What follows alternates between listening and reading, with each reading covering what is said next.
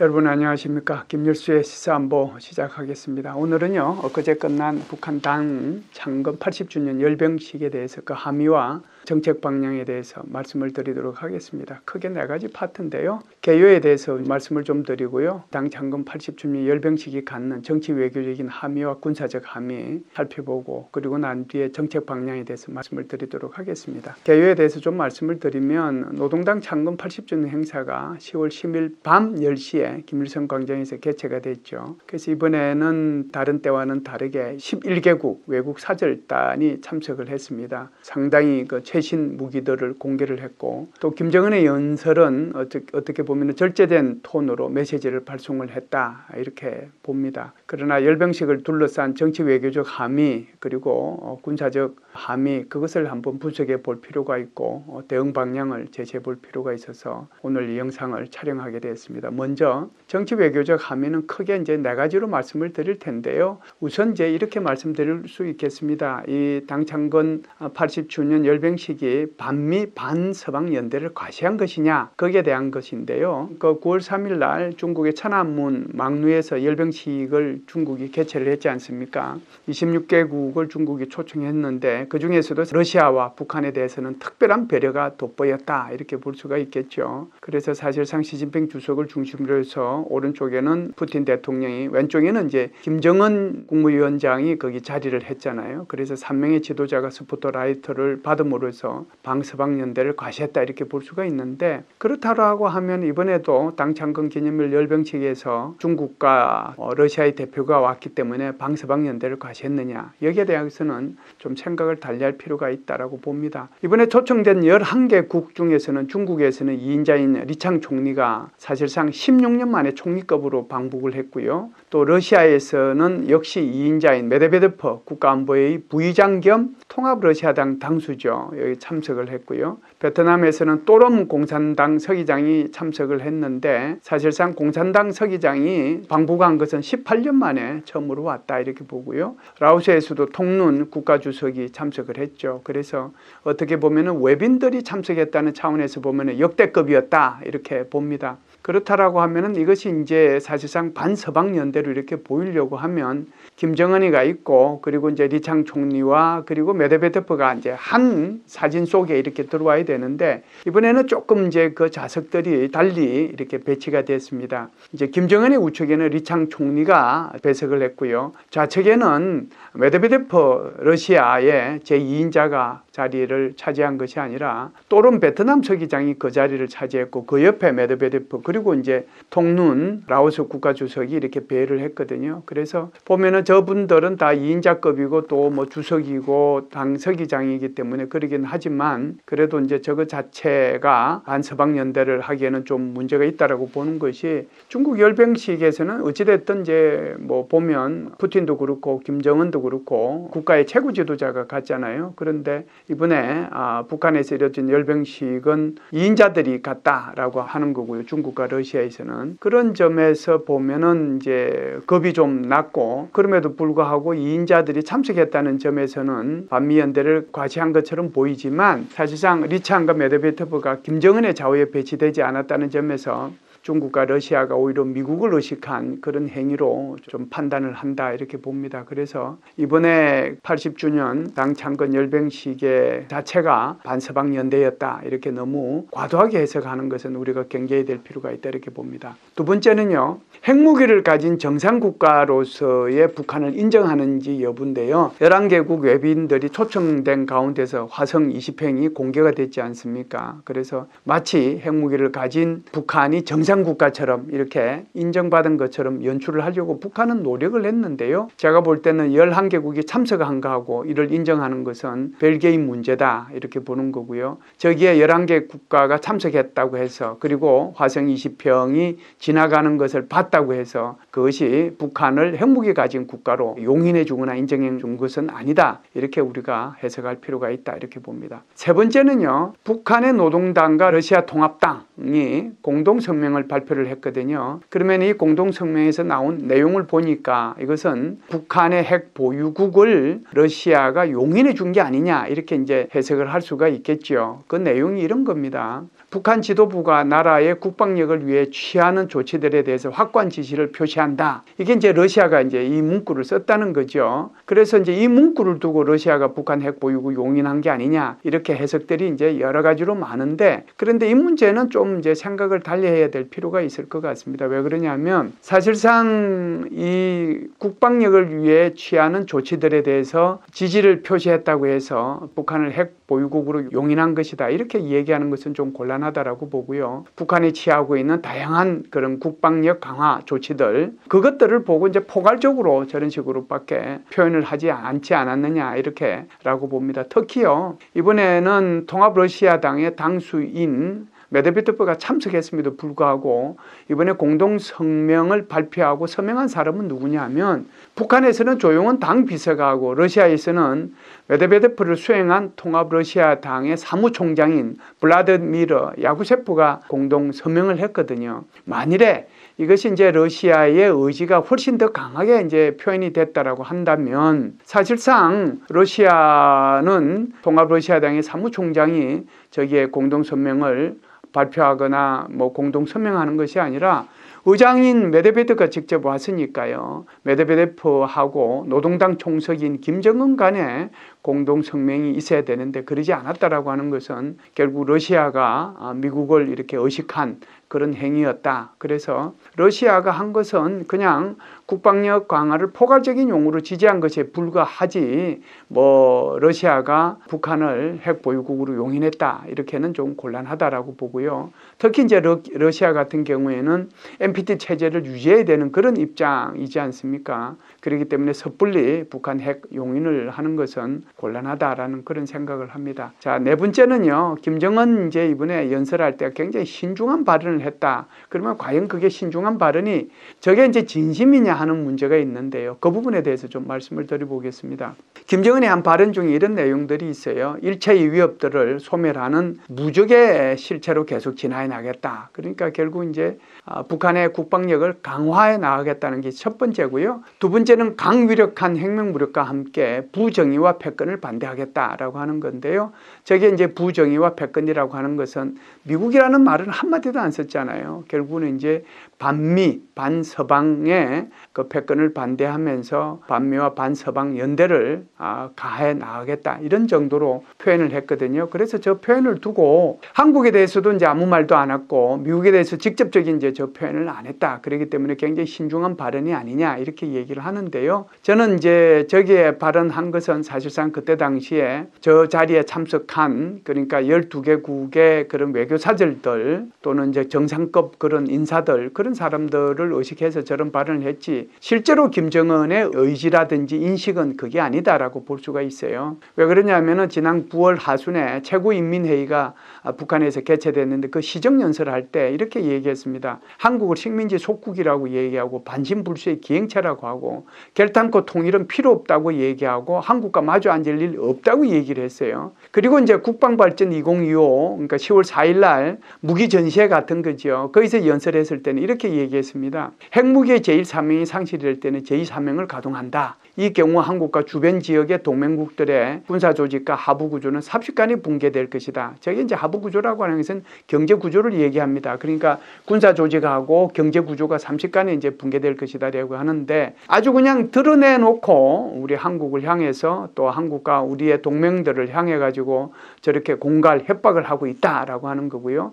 그것뿐만이 아니고 특수자산을 주요 표적에 할당했다. 그러니까 북한이 가지고 있는 다양한 특수자산들이 있는데 그것을 한국의 이런 표적들에 다 할당을 했다라고 얘기하는 거고 그렇게 되면 한국 영토가 안전하겠는가? 저런 얘기를 했거든요. 그래서 제가 이제 말씀드리고 싶은 것은 김정은의 당 창건 기념일 연설 이것은 외빈들을 고려한 절제된 발언이었을 뿐이지 그 전에 그가 한 발언 그러니까 최고인민회의 시정연설이라든지 국방발전에서 한 그 연설이 저 진심이다 이렇게 봅니다. 제가 네 가지에 대해서 대충 말씀을 드렸는데요. 이런 분석에도 불구하고 북한은 열병식을 통해서 정치 외교적으로 일정 부분 성과를 달성했다라고 저는 평가를 합니다. 크게 두 번째 군사적 함의에 대해서 말씀을 드리겠습니다. 북한이 이번에 이제 여러 가지 신무기들을 공개했는데요. 그 중에 이제 하나가 바로 미국을 향한 화성 20평 대륙간 탄도 미사일을 공개했다 이렇게 볼 수 수가 있습니다. 저 대륙간 탄도미사일은요, 사실상 김정은이 천안문 막루에 갔다 오고 난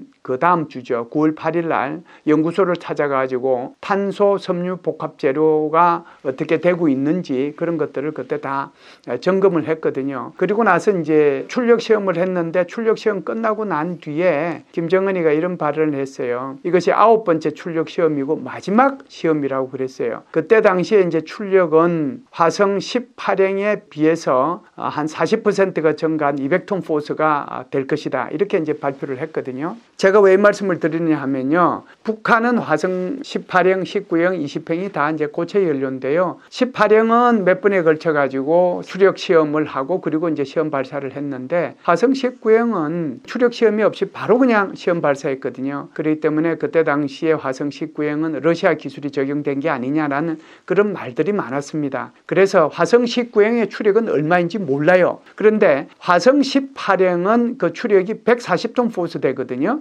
그런데 이제 이번에 화성 20행이라고 하는 거 그거 추력 시험을 하면서 200톤 포스다고 얘기를 했어요. 그러면은 이제 그 추력이 한 40%가 올라가는 거거든요. 여러분들 저기에서 탄소 섬유 복합 재료라고 하는 것은 이제 아주 경량화되어 있어요. 그렇기 때문에 훨씬 더 무게가 많은 탑재체를 저기에 탑재할 수 있다라고 얘기하는 거고요. 굉장히 강고하고 열에 강합니다. 그렇기 때문에 재진입할 때 타서 없어지는 것이 아니라 저걸 견뎌낼 수 있는 거거든요. 그래서 탄소 섬유 복합 재료라고 하는 저 재료 자체가 굉장히 중요한 의미를 가지고 있고요.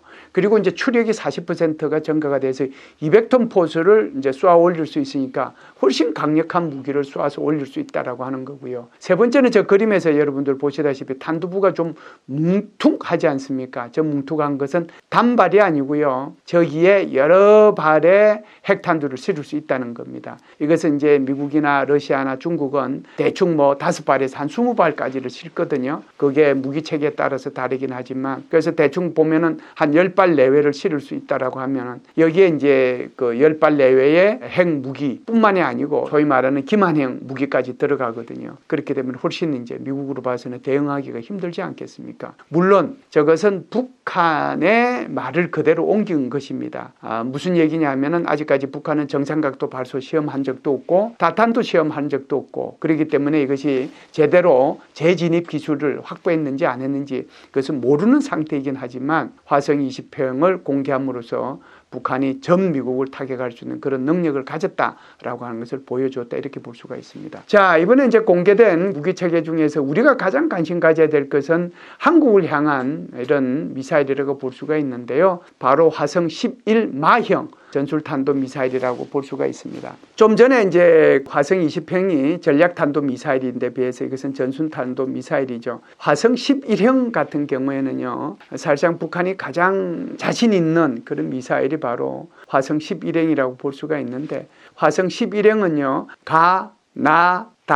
라까지가 여태껏 공개되고 또 시험 발사도 했고 그런데 이번에 화성 11마형은 한 번도 시험 발사를 하지 않은 상태에서 이번에 열병식에 공개했다 이렇게 볼 수가 있습니다. 그러면은 화성 11가형은 뭐냐면 바로 우리가 코드네임 KN-23이라고 하는 북한판 이스칸데르를 의미하는 거고요. 화성 11-나형은 코드명 KN-24라고 하는 북한판 에이테킴스를 얘기합니다. 화성 11다형은 두 가지가 있는데요. 화성 11-2.5, 화성 11-4.5. 그러니까 이것은 2.5톤의 탄두와 4.5톤의 탄두를 탑재할 수 있는 것을 의미하는 거고요. 화성 11-라형은 전술형 탄도미사일인데 이것은 사거리가 110km 정도 나가는 겁니다. 그렇기 때문에 전선에 배치해가지고 한국의 전선부대들, 한국의 전방부대들을 타격할 그런 목적으로 배치한 것이 바로 화성 11-라라고 볼 수가 있습니다. 그런데 이번에 공개한 화성 11-마형은 뭐냐? 저것은 화성 11의 기본형, 거기다가 지금 저 그림에서 보시다시피 극초음속 활강체를 탑재했거든요. 극초음속 미사일 자체가 마 5 이상을 극초음속 이제 활강체라고 볼 수가 있는데 이것이 화성 11형 같은 경우는 이것이 최고 정점 고도로 이렇게 올라가고 나면은 여기서부터 탄두부가 이제 분리가 되는 거죠. 그리고 나서 이제 본체는 떨어지게 되고 탄두부가 분리되면 이 탄두부가 그때부터 활강을 합니다. 정말 글라이더 형태로 활강을 하는 거죠. 모든 것이 꺼진 상태에서 글라이더 형태로 활강을 하기 때문에 저게 어디로 가고 있는지 참 알기가 어렵습니다. 그래서 수평 기동했다가 이제 올라갔다가 내려왔다가 저렇게 변칙 기동을 하게 되거든요. 그리고 나서 이제 목표물에 굉장히 급격하게 내려가서 때리는 그런 능력을 가지고 있는 것이 바로 극초음속 활강체를 탑재한 화성 11-마형이라고 볼 수가 있는데, 저게 이제 위험한 것이 그만큼 우리로 봐서는 여러 가지 이제 KAMD를 통해 가지고 우리가 북한의 미사일에 대비하고 있지만 저거 같은 경우에는 굉장히 여기에 대비하는 데 한계가 있다. 그런 차원에서 우리가 관심을 좀 가져야 될 무기 체계가 바로 화성 11-마형이다 이렇게 볼 수가 있습니다. 자, 그렇다라고 하면 이번에 북한이 당창건 기념일 열병식 행사를 통해서 정치 외교적인 어떤 함의 그리고 군사적 함의를 제가 말씀을 드렸는데, 그렇다라고 하면 우리는 어떤 정책 방향을 취해야 할 것이냐, 대충 한 5가지를 좀 말씀을 드리도록 하겠습니다. 김정은이가요, 사실상 핵무기를 보유한 정상국가로 나가기 위해서 다양한 외교 활동을 전개할 것으로 보입니다. 어떻게 보면 김정은이 2011년도에 북한의 최고 책임자로 등장을 해가지고 2025년까지 14년 동안 있으면서 사실상 9월 3일 날 천안문 막로에 올라가기 전까지 단 한 번도 다자 외교를 안 해봤지 않습니까? 그런데 그때 다자 외교를 한 번 해보고 굉장히 자신감을 얻은 것 같고요. 그리고 이제 이번에 다시 당창건 기념일 행사를 통해서 또 어떻게 보면은 다자 외교를 한 거지 않습니까? 그렇다라고 하면 앞으로는 이제 다자 외교 활동을 할 가능성이 많은데, 그렇다라고 하면 북한이, 그러니까 아시아 리저널 포럼이죠. ARF 등을 통해서 다자회담에 북한이 이제 본격적으로 참여할 가능성이 있는데, 저렇게 이제 본격적으로 참여해서 뭐라고 이제 얘기하느냐면은 우리는 이제 파키스탄이나 인도처럼 핵무기를 가진 정상적인 국가로 우리를 대우해 달라 이렇게 얘기할 거 아니겠습니까? 그런데 이제 우리 한국 같은 경우에는 북한의 비핵화라고 하는 우리의 외교 기조, 이것이 흔들리지 않도록 한국도 다자 외교를 강할 필요가 있다라고 먼저 말씀을 드리고요. 두 번째는 이제 북중러 연대가 3국 회담이나 군사협력 등으로 발전하고 있지는 않죠. 그래서 지난번에 막루에 올라갔을 때도 북중러 3국 정상회담은 없었고요. 이번에 제2인자 리창 총리가 오고 메드베데프 이 국가안보의 부의장이 오긴 했지만 그 사람들이 왔음에도 불구하고 김정은과 함께 3국이 같이 회담을 하는 것은 없거든요. 그래서 이 3국 회담이나 군사협력 쪽으로 발전하지는 않지만 3국 연대가 강화되고 있는 것은 사실이지 않습니까? 그래서